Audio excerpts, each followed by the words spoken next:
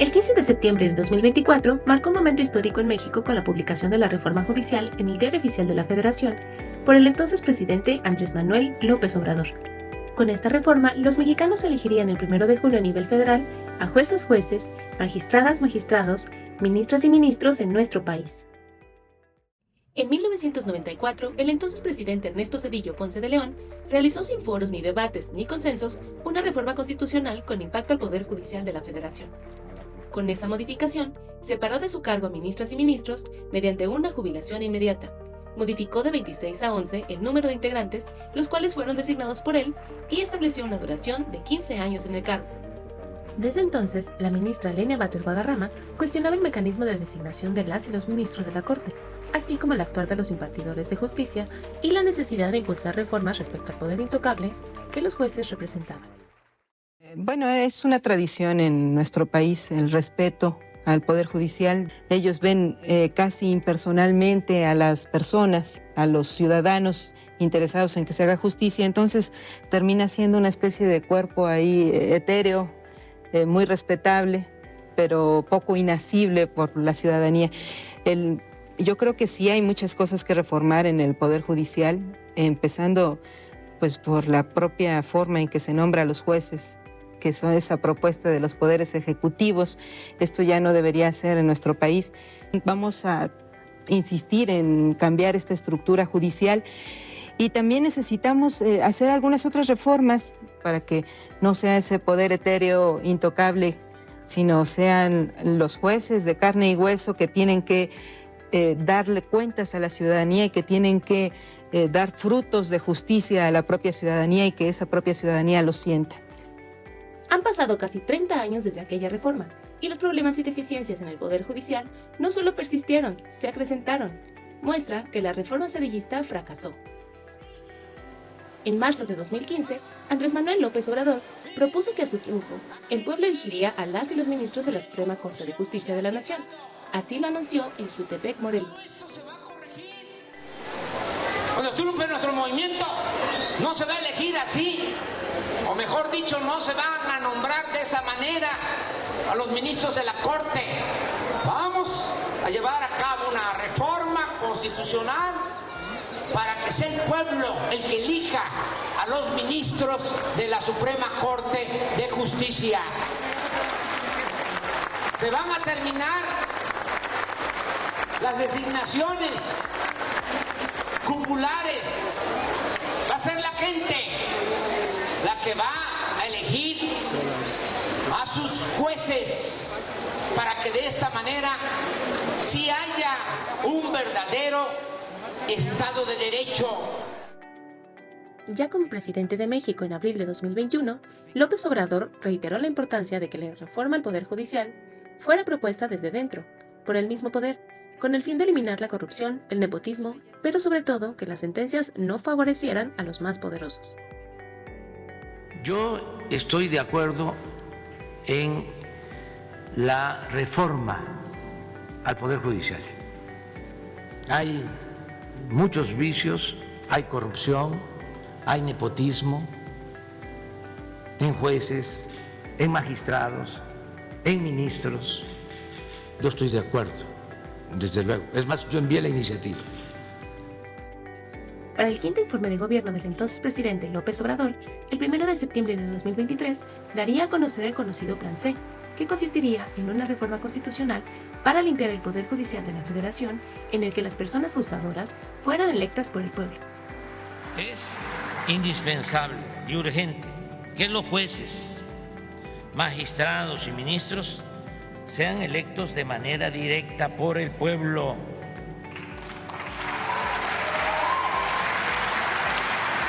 Y no los designe la élite del poder económico y político de México.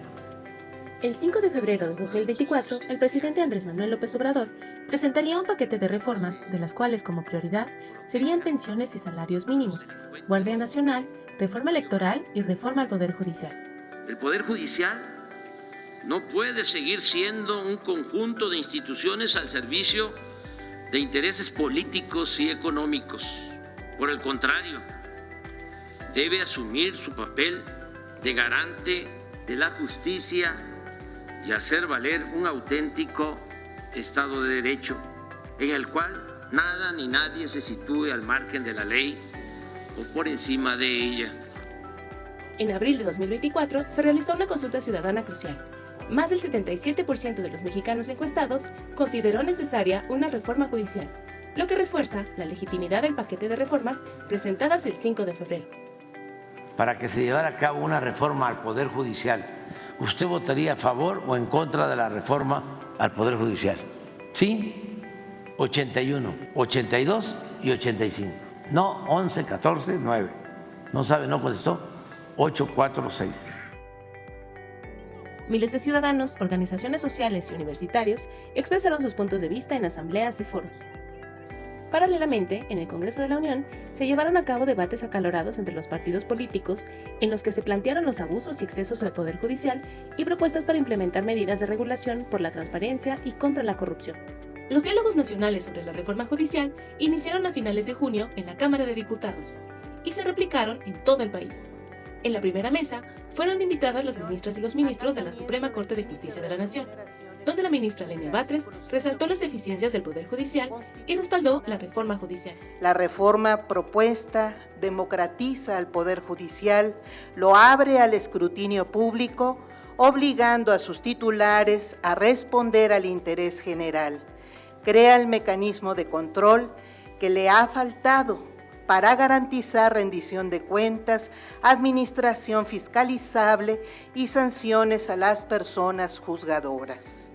La reforma garantiza que de una vez por todas se cumpla con el límite de las remuneraciones de las personas servidoras públicas impuesto hace 14 años, cuyo abuso sigue generando indignación a nuestro pueblo.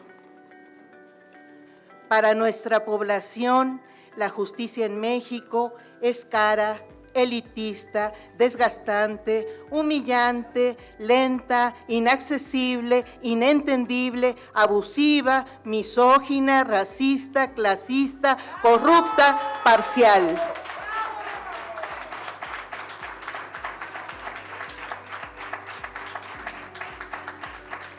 En una palabra, es injusta. La sociedad mexicana demanda que las personas juzgadoras respondan a los intereses públicos y sociales, sean confiables, rindan cuentas y actúen con transparencia, honradez, racionalidad y decencia en el uso del gasto público, con sensibilidad y conciencia social, con solidaridad hacia el que sufre, con humildad y vocación de servicio. Las y los impartidores de justicia no somos dueños del Poder Judicial.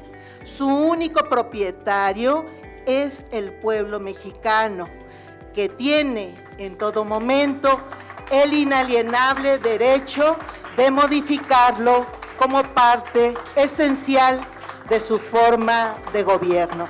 Muchas gracias. Para informar del contenido de la reforma propuesta, la ministra Lenia Batres realizó una gira por la reforma judicial, con más de 50 eventos públicos en diferentes partes del país. Recibamos con un fuerte aplauso a nuestra ministra de la Suprema Corte de Justicia, ministra del Pueblo.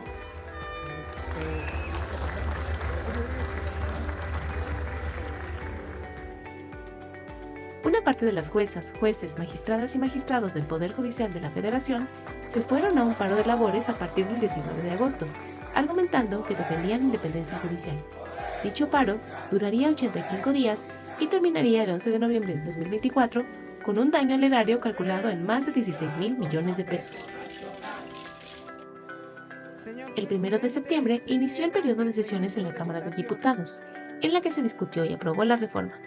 Para el 4 de septiembre, en sede alterna, por las protestas de las personas juzgadoras inconformes con la reforma, la Cámara de Diputados aprobó la reforma judicial con 357 votos a favor, 130 en contra y 0 abstenciones.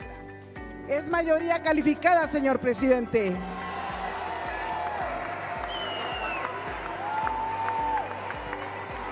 Aprobado en lo general y en lo particular con las modificaciones aceptadas por la Asamblea por 357 votos el proyecto de decreto por el que se reforman, adicionan y derogan diversas disposiciones de la Constitución Política de los Estados Unidos Mexicanos en materia de reforma del Poder Judicial. Pasa al Senado de la República. El 11 de septiembre de 2024, el Senado la aprobó con 86 votos a favor y 41 en contra de un total de 127 senadores. Por lo que se reúne la mayoría calificada necesaria para la aprobación del dictamen. Hay mayoría calificada, en consecuencia queda aprobado en lo general y en todo lo no reservado del proyecto de decreto por el que se reforman, adicionan y derogan diversas disposiciones de la Constitución Política de los Estados Unidos Mexicanos en materia de reforma al Poder Judicial. Por tratarse de una reforma constitucional, esta fue turnada a los 32 congresos locales. Para el 13 de septiembre del 2024, 23 legislaturas estatales la habrían aprobado. El 13 de septiembre, el Senado de la República emitió la declaratoria de reforma al Poder Judicial. La Cámara de Senadores declara aprobado el decreto por el que se reforman, adicionan y derogan diversas disposiciones de la Constitución Política de los Estados Unidos Mexicanos. El mismo día, la Cámara de Diputados emitió la declaratoria de validez de la reforma al Poder Judicial. Con el proyecto de declaratoria que reforma, adiciona y deroga diversas disposiciones de la Constitución Política de los Estados Unidos Mexicanos. El 15 de septiembre de 2024, el presidente Andrés Manuel López Obrador publica la reforma al Poder Judicial en el Diario Oficial de la Federación. La publicación oficial marcó el inicio de la fase de implementación de los cambios, que incluyó reformas constitucionales y leyes secundarias orientadas a 1. Establecer un proceso de elección de juezas, jueces, magistradas, magistrados, ministras y ministros del Poder Judicial de la Federación. 2. Establecer un plazo máximo de 6 meses para resolver juicios fiscales y de 4 a 12 meses en juicios penales. 3. Suprimir el Consejo de la Judicatura Federal y sustituirlo por un órgano de administración judicial y el Tribunal de Disciplina Judicial, facultado para sancionar a personas juzgadoras. Entonces, esta iniciativa de reforma al Poder Judicial la vamos a firmar, la vamos a suscribir en este día histórico. Se tiene que publicar, ya fue aprobada en la Cámara de Diputados, en la Cámara de Senadores y en la mayoría de las legislaturas locales, como la misma Constitución lo exige. Y la Constitución también establece que el titular del Ejecutivo tiene que publicar esta reforma, que es lo que estamos haciendo este día 15 de septiembre del 2024.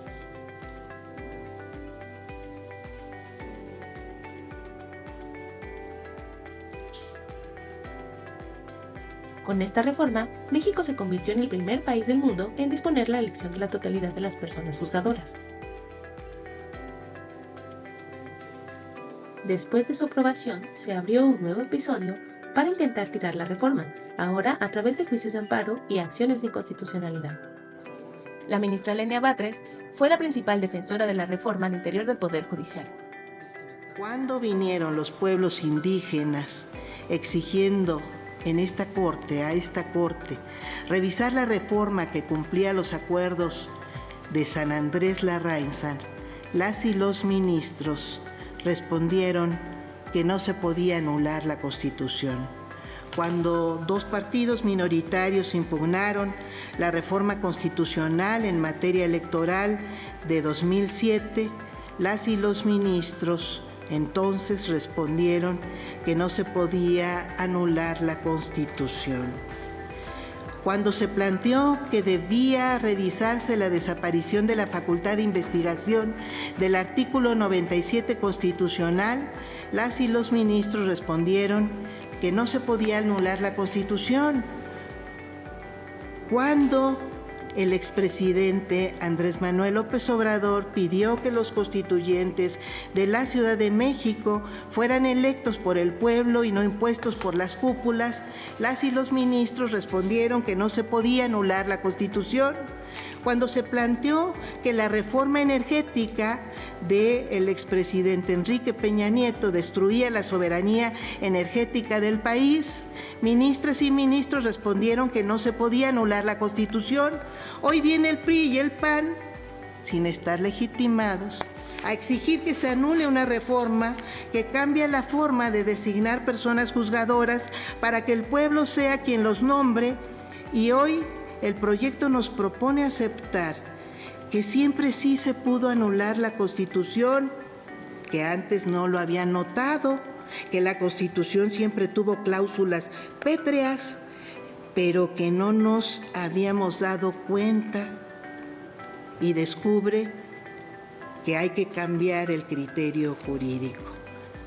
Ministras y ministros, el pueblo mexicano sí le pide a esta Suprema Corte, a este Poder Judicial, congruencia. Hoy vamos a demostrar si la tenemos o si aquí se juzga diferente en función de quiénes son las partes y cuáles son los intereses que defienden. Pues regresamos al tema original que traemos desde hace tiempo, si se necesitan 6 u 8 votos. Yo, congruente con mi voto cuando establecimos lo de las salas, para mí son 6 votos. ¿Van a votar una votación de invalidez constitucional? ¿También? Wow. Wow, wow. Señora Ministra Batres Guadarrama. 8 votos. Señora Ministra Presidenta, me permito informarle que existe mayoría de 6 votos en el sentido de que se requieren 8 votos para la declaración de invalidez, con precisiones de los señores ministros Aguilar Morales y Pardo Rebolledo. El proyecto únicamente está haciendo en los resolutivos unas declaratorias de invalidez. Únicamente se desestimaría al haber la votación necesaria y ya no entraríamos al fondo del asunto. El 5 de noviembre de 2024, en sesión histórica de más de 5 horas, finalmente la Suprema Corte desestimó las impugnaciones a la reforma constitucional, con lo que se consolidó definitivamente la reforma judicial.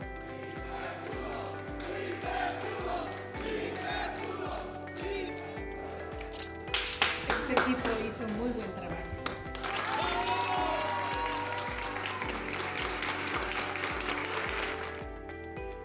Con la entrada en vigor de la reforma judicial, iniciaría el proceso electoral extraordinario 2024-2025.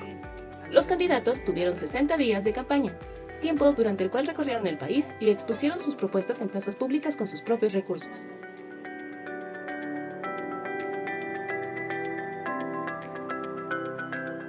Los queremos saludar desde Celaya, Guanajuato. Los saludamos, las saludamos desde Chihuahua, Chihuahua. La caracola de la justicia. Estamos terminando una jornada extraordinaria el día de hoy aquí en el puerto de Acapulco. Estamos en Miguel Hidalgo, desde el malecón de Campeche. Bueno, qué bueno. Estamos en el mercado tradicional de Tlacolula de Matamoros, en este bellísimo estado de Oaxaca. Sí queremos que se ejerza una justicia muy pronunciada en favor del pueblo.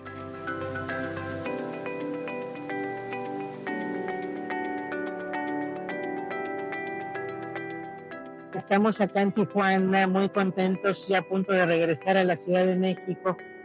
Por eso estamos hoy acá en Lomas Taurinas. Estamos en Tepic, Nayarit, un lugar hermoso de nuestra República Mexicana.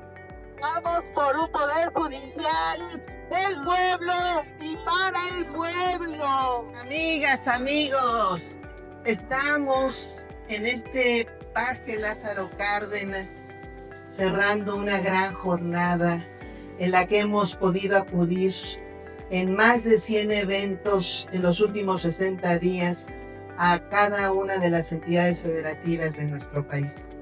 Acabamos de platicar aquí en esta plaza y me acabo de comprometer además a impulsar los derechos sociales desde el Poder Judicial, desde el nuevo Poder Judicial, la justicia social, el acceso a la justicia de todas y todos los que necesiten resolver sus problemas ante los jueces, empezando por quienes tienen menos recursos para hacerlo, y el combate absoluto a la corrupción y la austeridad, el respeto de los límites de las remuneraciones de las personas servidoras públicas. El primer domingo de junio de 2025, casi 13 millones de mexicanos salieron a votar en esta jornada electoral histórica. Por primera vez en la historia, el pueblo mexicano elegiría directamente a sus impartidores de justicia. Con casi 6 millones de votos, el 1 de junio de 2025, Lilia Batres Guadarrama fue elegida ministra de la Suprema Corte de Justicia de la Nación para su 12ª época. Seguiré combatiendo la corrupción en el Poder Judicial y propugnando por la austeridad, la humildad, la responsabilidad, la vocación de servicio y la conciencia social de las personas juzgadoras. En pocas palabras, seguiré siendo una ministra del pueblo. El 1 de septiembre rendirán protesta las 5 ministras y los 4 ministros electos, con lo que se da inicio a una nueva era del Poder Judicial mexicano. Una era en la que el pueblo escogió por primera vez a la totalidad de sus impartidores de justicia y consolidó la democracia en los 3 poderes de la Unión. México escribió así un nuevo capítulo en su historia democrática y en la construcción de un sistema de justicia más cercano a la ciudadanía.